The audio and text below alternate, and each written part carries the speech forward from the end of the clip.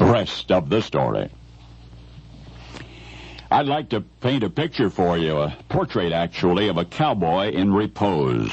Western art abounds with such studies. There's one particularly famous one depicting a sleeping cowboy using his saddle as his pillow.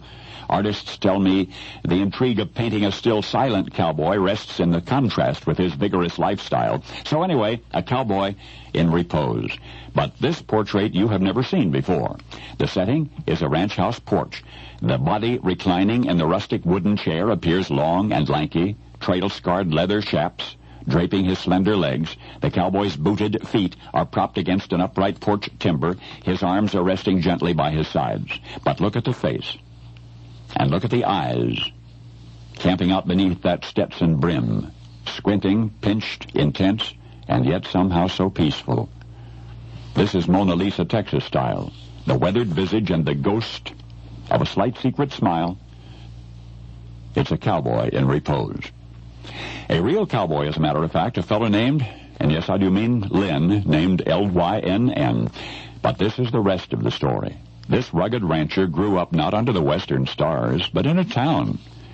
Yet he loved cattle right from the start. Lynn worked all sorts of odd jobs so that he could save enough money to buy a calf. His parents said, "Why do you want to do that?" His answer was always the same, "'Cause I want to be a rancher."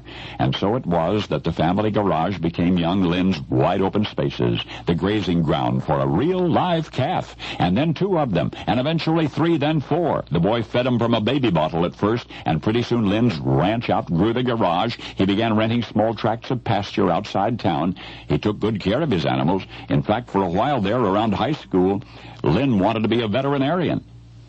"I got to look after my doggies," he'd say. Well, Lynn never did become a vet.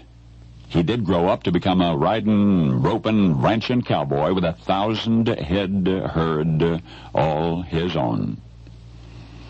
Oh, yes, he also found a way to help pay for the rest of those calves, the ones that now comprise his Alvin, Texas stock.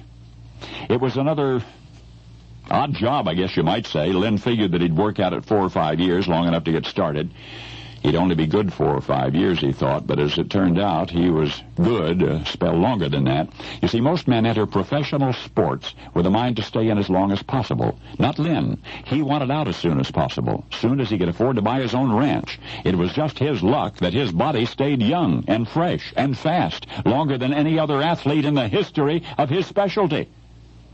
Lynn thought his arm would go dead in no time, you see, but it refused, at least until he had struck out more batters than any pitcher in big league baseball ever. Some call him the greatest pitcher of all time. But now you've met the man who became a full-time midlife cowboy after blazing a trail through the Major League record books. Lynn Nolan Ryan, Jr.